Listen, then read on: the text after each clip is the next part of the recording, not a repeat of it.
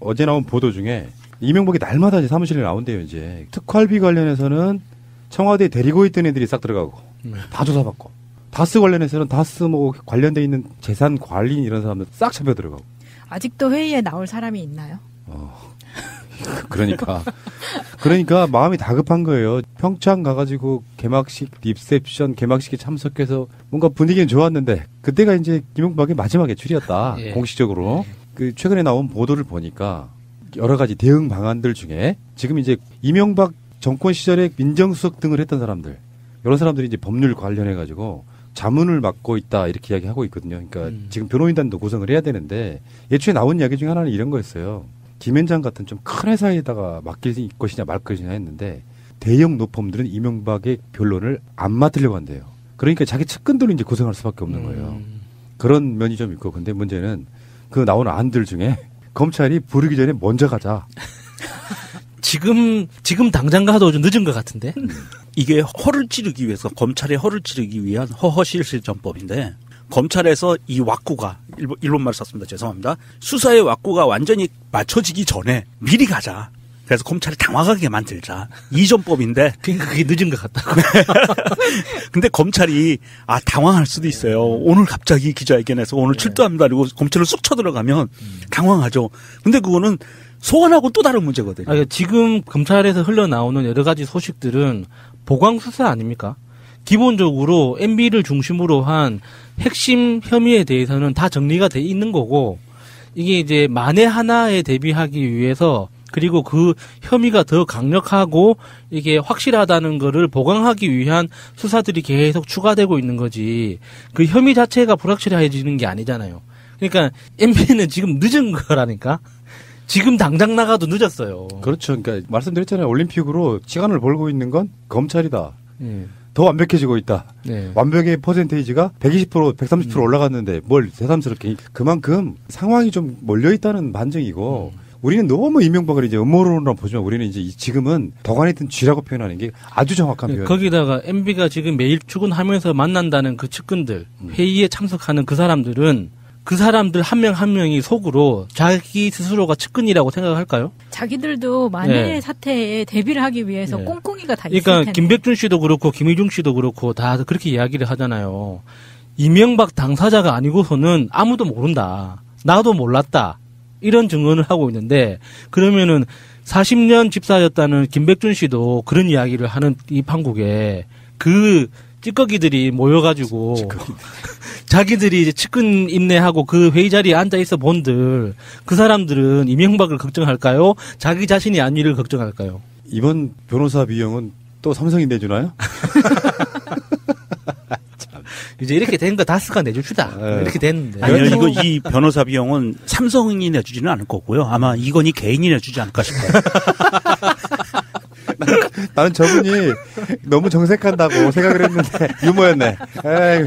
이재용은 다치면 안 되잖아요. 이 양반이 지금 눈에 뵈는 게 없어요 지금. 아니 왜요? 맞잖아요. 삼성 입장에서는 이재용은 다치면 안 돼요. 이건희는 다쳐도 되고. 난 내 머릿속에 김진태가 지워지질 않아. 이명박이가 검찰에 이제 뭐 자진 졸두를 하든 뭐 정해진 날짜에 나가든 간에 정말로 구속이 직감적으로 다가오는 순간에 어떻게 변할지 나는 루머다 아니다 이야기가 있지만 어떤 검사 하나가 이명박 씨 당신은 지금 전직 대통령으로서가 아니라 범죄자로서 이 자리에 있는 거다 이렇게 외칠 수 있는 검사 하나 있었으면 좋겠다 진짜. 대형 로펌도 안 한다고 아까 그렇게 말씀하셨잖아요. 김현장도 안 한다고. 근데 비용 면에서 봤을 때 분명히 다른 대형 로펌도 많으니까. 에이킨 건프? 거기에 분명히 비용에 대해서도 또 그 와중에 딜을 하려고 할 거고. 제가 봤을 때는 유력하게 도와줄 수 있는 데는 민변밖에 없지 않나.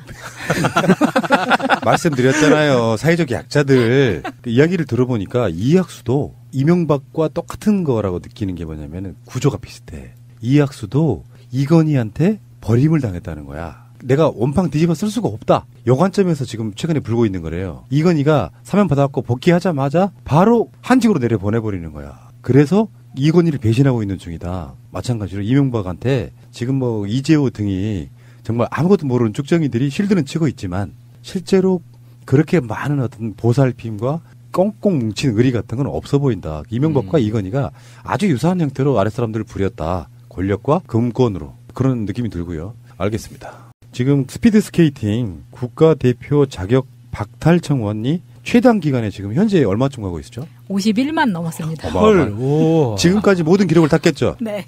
지금 그러면 정확하게 48시간이 안 됐을 거 아니에요. 김보름과 박지우의 국가대표 자격 박탈. 이게 팀추월 종목이었는데요. 팀추월은 두 가지 규칙을 갖고 있습니다. 하나는 시간 기록, 누가 기록을 세우느냐, 시간에 따라서. 그런데 그 시간 기록이 맨 뒷선수가 들어오는 시간을 끊어요. 3명이 출발해서 맨 뒷선수, 늦게 들어오는 선수 기록입니다. 그리고 또 하나는 상대방 팀을 추월해버리면 그 팀이 실격이 되는 거거든요. 이게 이 규칙이 있는데 그 당시에 지금 3명의 선수가 팀 추월에 나섰는데 3명의 선수 중에 2명이 마지막을 스퍼트를 할 때 맨 선두에 섰던 선수가 뒤로 빠지는데 그 선수를 보통은 2번 주자에 놓고 앞뒤로 쏴고 힘이 빠져 있는 상태이기 때문에 몰고 들어가야 정상인데 이 선수를 3번으로 밉니다. 그리고 앞에 1, 2번 선수가 스퍼트를 해요. 그래서 맨 뒤에 선수가 약 한 50m 이상 정도 떨어져서 들어오거든요. 예. 이랬던 상황이었어요. 그러니까 팀 추월은 스피드 스케이팅에서 팀 추월이라는 종목을 만든 이유는 딱 한 가지입니다. 이유는 뭐냐면 개인 기록도 중요하지만 팀 플레이 정신을 살려라 라는 목적 하나로 만들어낸 거예요. 그런데 이것을 정면으로 위배한 사건이 벌어진 겁니다. 그런데 이게 여기에서만 끝났으면 괜찮은데 그 다음에 후속 벌어지는 상황들을 보니까 텔레비전 프로그램하고 인터뷰를 합니다. 그 앞에 두 선수가. 그런데 너무 해맑아. 그리고 자기들은 잘못 없어. 맨 뒤에 처진 선수 잘못이야. 라고 핑계를 대기 시작을 해요. 그리고 중간에 피식 웃죠. 네, 피식 웃으면서. 그게 김보름 선수였죠. 네. 그런 상황이 벌어지니까 그것을 본 국민들이 분노를 하기 시작을 한 거예요. 저거는 올림픽 정신에 위배된다. 쟤네들은. 팀 추월의 정신에도 위배되고 도저히 저거는 팀 추월 선수로서 갖춰야 될 소양이 없는 애들이다. 라고 비난을 하기 시작을 하니까 추후로 나온 것이 그 감독하고 김보름 선수가 나와서 기자회견을 해요. 근데 기자회견을 하는데 그 자리에서 똑같은 변명과 거짓말들로 보이는 말들을 합니다. 그리고 나서 후속 SBS에서 그 맨 뒤에 쳐졌던 선수를 전화 인터뷰를 합니다. 근데 인터뷰를 했는데 역시나 그 선수와 나머지 기자회견했던 사람들과의 말이 정반대로 배치가 되는 거예요. 이런 상황까지 온 겁니다. 그러니까 지금 그 팀 추월에서 그렇게 경기에 운영하는 의도에 따르지 않고 자기들 둘만 스포트해서 자기들의 기록을 위해서 뛴 사람들을 대해서 징계하고 그리고 빙상연맹에 만연해 있던 어떤 이렇게 왕따 같은 것들이 많이 있거든요. 이런 라인에 따라서. 학벌과 라인에 따른 왕따 이런 것들이 많은데 계보 이런 것들이 많은데 그거에 대해서 이번에 엄중하게 징계해달라는 청원이 시작이 된 겁니다. 그게 24시간이 되기도 전에 30만이 돌파가 된 거고요. 그러니까 김보름 선수가 결정적으로 실수를 했던 게 보통의 관중들, 그러니까 우리들 같이 스포츠를 잘 모르더라도 동계올림픽 기간에 잠깐 그 상식을 가지고 경기를 보더라도 아 저거는 문제가 있는 플레이다라고 문제의식을 가진 상태에서 그 국민들이 가장 싫어하는 감정선을 건드려 버렸어요. 김보름 선수가. 그래서 김보름 선수가 하는 이야기가 다 진실이고 거짓 없이 있는 그대로 말했다고 하더라도 당신들은 이 종목 잘 모르잖아라는 이 전제하에 감추려고 했던 그렇게 별거 아니고 이거는 아무 일도 아니야라고 감추려고 했던 그 거짓말의 시도와 그리고 그 약간의 그 0.1초 사이에 지나갔던 그 작은 표정 그게 국민들의 감정선을 거의 예전에 김동선 선수가 그 오노 때문에 1등 그 금메달 놓쳤던 것처럼 그 정도의 감정선을 건드려 버린 거예요. 대한민국 국민들은 사실 이번 동계올림픽에서 대한민국이 메달을 몇 개 따서 몇 등을 하는 거에 큰 관심이 없어요. 이제 뉴스에도 안 나와요, 그 내용들은. 금메달을 몇 개 따는 게 중요한 게 아니라 이 올림픽이 정말 올림픽다운 올림픽으로 시작했으니까 끝나길 바라거든요. 그러니까 스포츠 정신에 대해서 그렇죠. 새롭게 이제 우리가 알아가고 있는 거죠. 예, 그럼에도 불구하고 이 사람들은 지금 본인들이 무엇을 잘못했는지를 몰라요.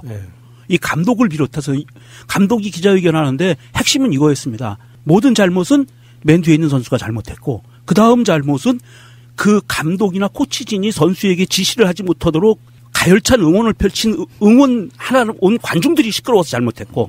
그 말 너무 웃기더라고. 황당하죠? 관중들이 너무 시끄러워가지고 지시사항이 전달이 안 됐대. 예, 그게 이제 굉장히 큰 문제점입니다. 예. 그렇게 얘기했고, 세 번째는 그럼에도 불구하고 이 선수들이 반성하고 있으니까 다음에 나갈 거를 위해서 용서해주고 이 선수들한테 격려를 부탁해라. 그 다음에 뭘 나가는지 사실 국민들은 관심도 없어요. 그 다음에 나가서 금메달을 따는 것도 관심도 없어요. 단 공정하게 과정이 공정해야 되고요. 공평하게 결과가 나와야 되는 거예요. 근데 이제 국민들은 노선영 선수가 이 히스토리가 있잖아요. 그렇죠. 동생 히스토리도 있죠. 노진규 선수가 골육종으로 사망하면서 그때부터 좀 안타까운 마음을 가지고 있었는데 여기에다가 노선영을 왕따시켜? 이거에 완전히 폭발을 한 건데 기자회견에서 이렇게 얘기하잖아요. 감기 몸살로 기자회견도 못 나왔다. 근데 사실 그 다음날 경기가 있어요.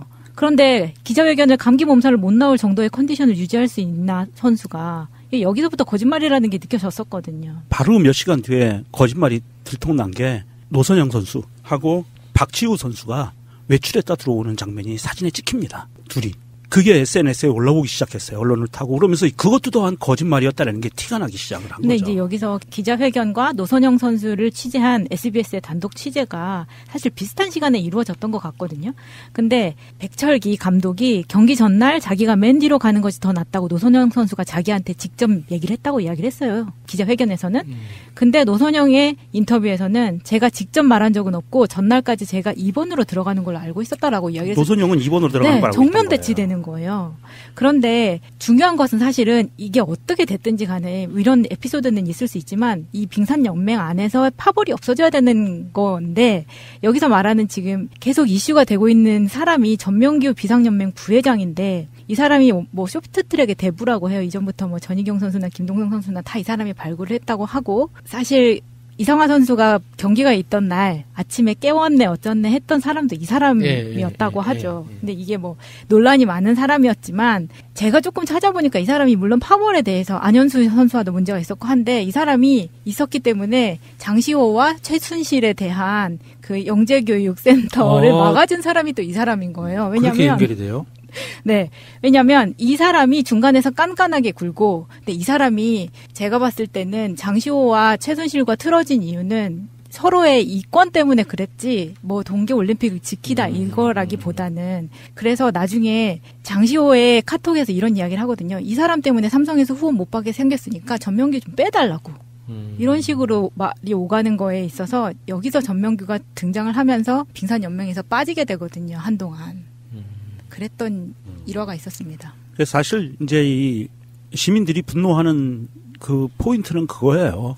다른 거 그 과정이 어찌됐든 뭐 모든 핑계들은 다 빼고라도 그날 그렇게 한 명의 선수를 노선현 선수를 맨 뒤에 그렇게 버려두고 둘이 앞서서 스퍼트를 해서 자기들의 기록을 위해서 그렇게 뛰었다라는 거는 팩트거든요. 그 현상은 팩트예요. 그러면 팀 추월이라는 종목에 있어서는 안 되는 현상이 벌어진 거거든요. 네. 정말 불가능한 일이 벌어진 거예요. 그게 그 400m를 6바퀴 도는 거라면서요. 제가 스케이트를 꽤 타본 사람으로서 2.4km를 스케이트를 타고 도는 거거든요. 근데 이게 돌아가면서 리드를 해가면서 리드하는 사람이 끌어가면서 마지막 주자가 들어온 기록이 그 팀의 기록이 되는 거 이런 거잖아요. 제가 스케이트를 날로 타는 스케이트는 시골에 살면서 못 타봤어요. 썰매나 타봤겠지. 군대 가서 본격적으로 스키 타는 부대는 아닌데 동계 훈련용으로 우리 부대는 항상 스케이트를 탔어요. 이쪽이 팀 추월이야. 한 중대가 거기서 만드는 임의로 만든 그 트랙을 20바퀴 돌고 막 이래요. 그러면은 한 5바퀴만 돌면 죽어도 못 갈 정도 돼요. 스케이트가 굉장히 힘든 종목이에요. 특히 그 날로 이렇게 서서 그 발목이 엄청난 힘이 들어가지 않으면 세우기도 힘들어요. 예, 맞아요. 그러니까 스케이트를 막 타다가 보면 나중에 다리에 힘이 빠지면은 점점점 날이 기울어집니다. 이렇게 벌어진다고. 이렇게 된다고. 근데 그게 최선을 다해서 스케이트를 타야 되는 거잖아요. 2.4km를 타야 되니까. 끌어준다는 게 따라가는 게 편하고 끌어주는 게 편하고 이런 게 있어요. 그 운동이나 행군 같은 거 할 때 행군 제일 편한 데가 어떤 줄 아세요? 제일 편한 게 군대에서 전리행군 하면은 맨 앞이 제일 편해요. 나중에 행군 대열이 쭉 가다 밀리면 뒤에가 쭉 밀리는 경우가 있어. 그럼 뒤에 있는 경우는 좀 느리게 가다가 앞이 쭉 밀리면 나중에 띄워야 돼. 그래서 이렇게 보조를 맞춰야 되는 그런 게 있거든요. 그래서 이게 팀워크 없이 명종님 말씀처럼 최선을 다해서 보기 좋게 화합하는 지금의 쇼트트랙 팀들처럼 릴레이 팀. 막 예. 그 사람들처럼 막 하나가 돼가지고 파벌, 학연 이런 거 없이 최선을 다하면 박수를 받는데 노선영 선수를 제외하고 물론 이 세 선수가 팀 추월에 목숨을 거는 선수들은 아니었어요. 감독이 나와서 기자회견에서 얘기했듯이 앞서갔던 두 선수는요. 그 다음에 열리는 스피드 스케이팅 그 경기에 출전해야 되는 게 주 종목이었어요. 그러니까 이거는 별거 아닌 거야. 신경 안 쓰는 거예요. 됐죠. 그러니까 훈련도 같이 받은 적이 없고 네, 따로 받았고 대화도 한 적이 없다고 하니까 이건 되게 심각한 거예요. 일단 연맹의 문제가 가장 크네요. 그러니까 안현수 선수로 이제 상징되잖아요. 빙상연맹의 적폐 문제가. 근데 이게 빙상연맹도 지금 굉장히 심각하지만 우리나라 대한민국 안에서 이루어지고 있는 모든 스포츠 관련 협회들, 그리고 대한체육협회를 위시한 대한체육협회 산하의 모든 종목별 협회들이 다 있지 않습니까? 그 협회들에서 공통적으로 나타나는 적폐인데 어제 이제 그 친구와 저녁 식사하면서 왜 그런 스포츠 협회에서 그런 적폐들이 생길까에 대해서 이제 이야기를 하다가 우리끼리 내린 결론이 뭐냐면 우리는 생활 스포츠가 아니라 엘리트 스포츠 중심이에요. 그러다 보니까 그 훈련을 하는 선수들한테 공부의 필요성을 못 느끼게 만들어준단 말이죠. 그러니까 초등학교 때부터 공부를 안 해도 운동만 잘하면 계속 운동할 수 있는 환경이 시스템적으로 만들어져 있어요. 그러니까 그렇게 한 번도 공부하지 않았던 사람들이 성인이 돼서 조직을 꾸리게 되면 그런 적폐들이 생겨날 수밖에 없는 거죠. 그러니까 자기들이 무슨 잘못을 하고 있는지 모르는 거예요. 우리가 왜 화를 내고 있는지, 우리가 적폐라고 부르는 그 현상들이 정말 심각한 적폐라는 걸 당사자들은 모르는 거죠. 근데 그 연원을 거슬러 올라가 보면 지금 협회의 임원이라고 하는 사람들도 어렸을 때 운동할 때는 그 나이 때에 반드시 배우고 공부해야 될 것들을 못한 상태에서 성인이 돼버린 거예요. 왜냐면 그때는 또 예. 더더욱 예체능은 수업에 안 들어와도 됐기 때문에 예. 중고등학교, 뭐 초등학교 예. 때부터 수업을 안 들어오잖아요. 그러니까 이게 지금 우리가 보고 있는 적폐들이 그렇게 아름아름 생기고 있다. 그래서 지금도 만약에 지금 빙상연맹의 적폐를 없앤다고 해서 그게 완전히 사라질까? 새롭게 채워지는 사람도 그 자질이 그 상태일 텐데 하는 그런 생각이 들더라고요. 그래서 그 요번에 4대강 문서 폐기하는 거 이렇게 제보했다가 피해를 입었던 분이 성금을 모아줘가지고 지금 생활을 해나가고 있다는 소식이 있었잖아요. 그런 것처럼 게시판에도 그런 이야기가 있더라고요. 선영아, 오빠들 믿어. 예, 가게 차려줄 돈을 모아줄 테니까 요번에 업자. 요번에 업지 못하면 진규가 죽어서도 편하게 눈 못 감는다. 그거 멋있더라고요. 예, 굉장히 멋있더라고요. 그 과정에서 같은 빙상인데 쇼트트랙 여자 대표팀에 또 영상 판정까지 해가면서 금메달을 땄더만요. 근데 그 중계할 때 캐스터나 해설자들이 그 소리 지르는 거 있잖아요.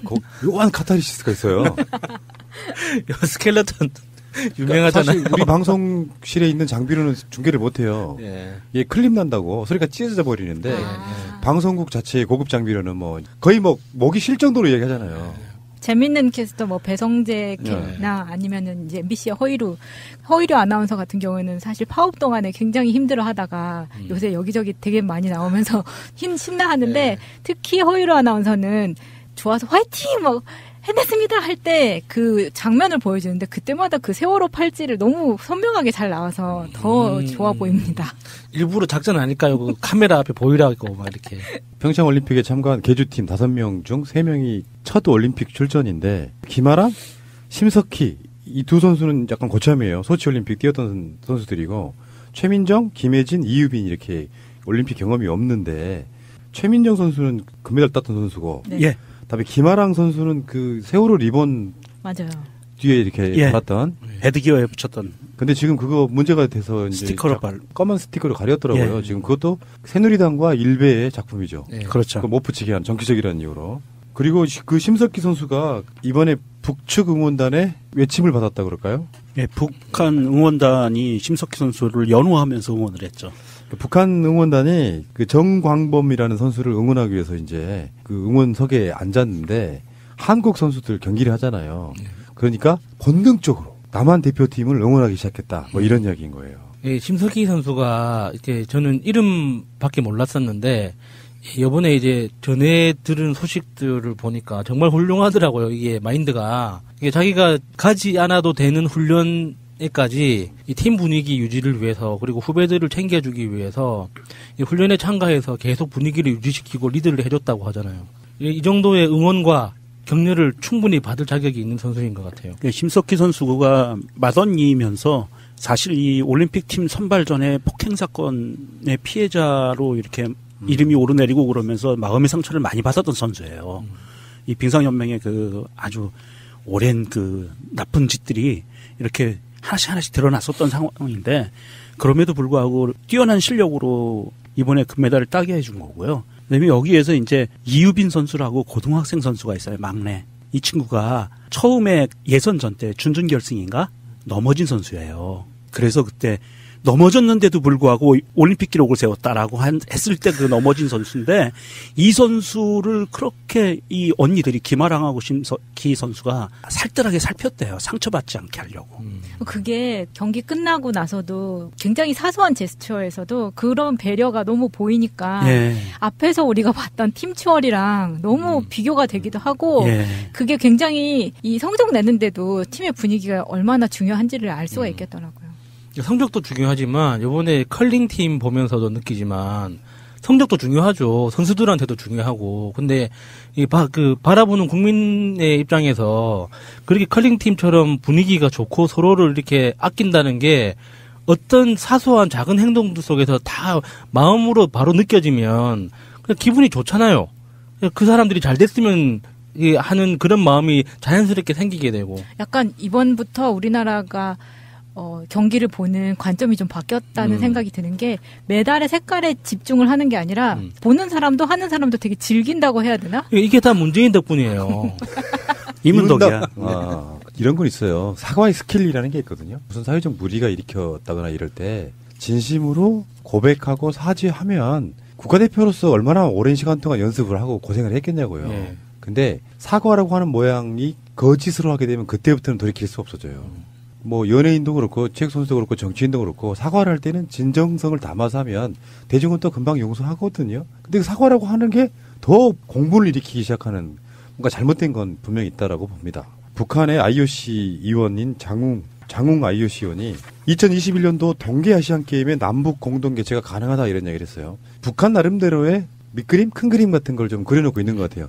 그래서 이번에 우리나라 선수들 마식령 스키장에 가서 연습하고도 돌아왔지 않습니까? 이게 이제 민간 교류의 이제 대표적인 모습이 되겠죠.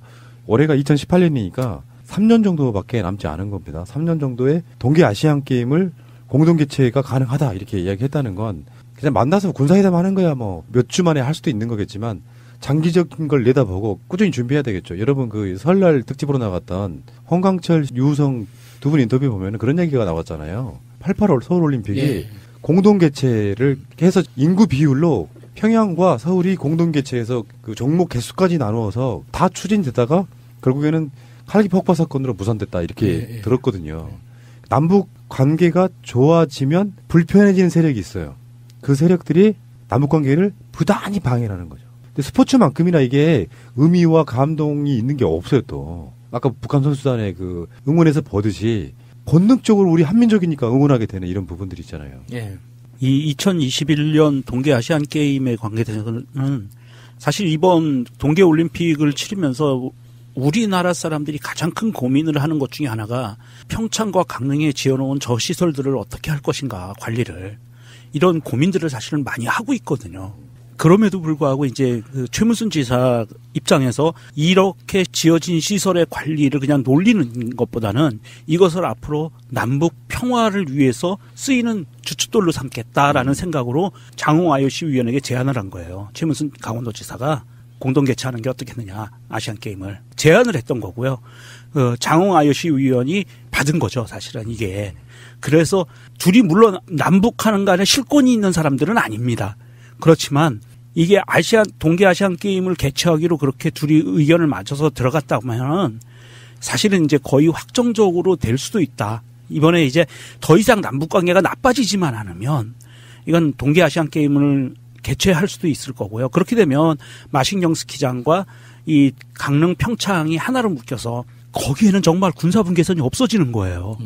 동계아시안 게임 기간 동안에는 선수들이 버스를 타고 수시로 왔다 갔다 하는 그런 길이 되는 거죠. 엄청난 빅피처네요. 예. 그러니까 지금 최원순 지사가 가장 천병 역할을 하고 있거든요. 평창, 강릉 이것이 다 강원도에 네. 있다 보니까 정부의 조명균 장관 예를 보듯이 임명직이라서 국회의 견제를 상당히 많이 받는 부분이 있잖아요.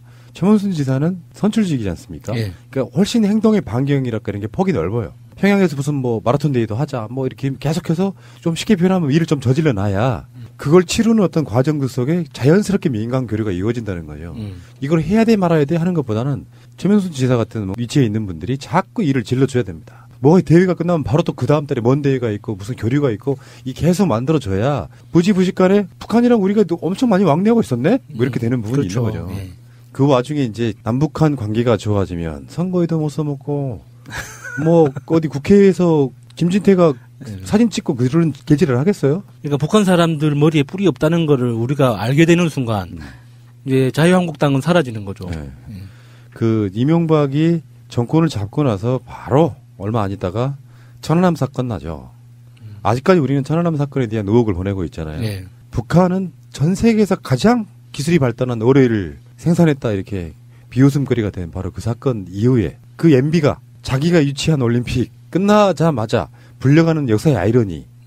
왜 그러냐면 남북 관계를 김대중 노무현 두 대통령 때 잘 만들어놨던 관계를 천안함 사건을 통해서 되돌리거든요. 천안함 사건은 우발적으로 일어났을 가능성이 높아요.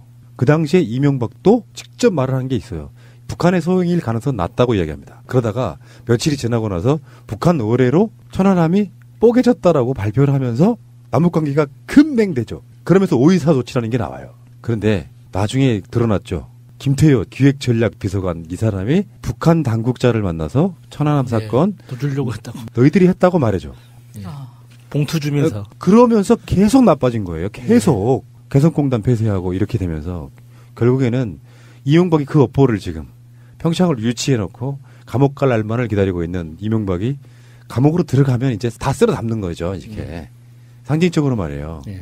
노무현 대통령이 임기 말에 도보로 휴전선을 넘어가던 명장면들 기억하실 거예요. 예. 그 명장면 속에 우리가 느꼈던 건 정말 통일이 정말 금방 오나보다 했지만 사실은 다시 시작하는데 10년 걸린 거잖아요. 오늘 방송하는 오늘이 2월 21일인데 정상적으로 했다면 박근혜 임기가 4일 남은 거죠. 2월 20일. 아우 막 소름 끼쳐 막. 그래서 일베들이 지금도 문재인 대통령의 임기가 4일 남은 거라고 지금 외치고 있어요. 지금 보궐선거라고. 좋다니까요. 다시 시작하니까. 좋겠다 그래. 다시 하다 다시. 자, 어쨌건 동계아시안 게임이든 뭐든 간에 부지런히 개최해서 논란이 있을 수 있어요. 제가 요즘에 갖고 있는 생각 많이 바뀌었는데 가능성 없다고 도전도 하지 않는 거. 그것도 적폐입니다. 박근혜 탄핵이 그랬잖아요. 도전하고 수도 없이 나오니까 결국은 탄핵이 되지 않습니까? 그렇죠. 그때 국회에서 탄핵될 리가 없다고 정치인들이 안 움직였었죠. 의지만 가지면 네. 개헌이든 통일이든 안 될 거야라고 생각하는 거 될 수 있다고 보는데 예전처럼 급격한 통일 바라지 않고요. 서로 간에 교류하면서 서로 간에 차이점 극복하면서 자연스럽게 나 북한 갔다 올게. 나 여행만 할 수 있어도 좋겠어요. 그러니까 예. 북한 갔다 올게. 뭐 그러면서 그 과정 속에 자연스럽게 섞이면서 나중에 이렇게 떨어져 살 필요 있냐? 다시 합방하자. 뭐 이렇게 각방 쓰다가 그런 느낌으로 좀 갔으면 좋겠다 이런 생각이 들고요.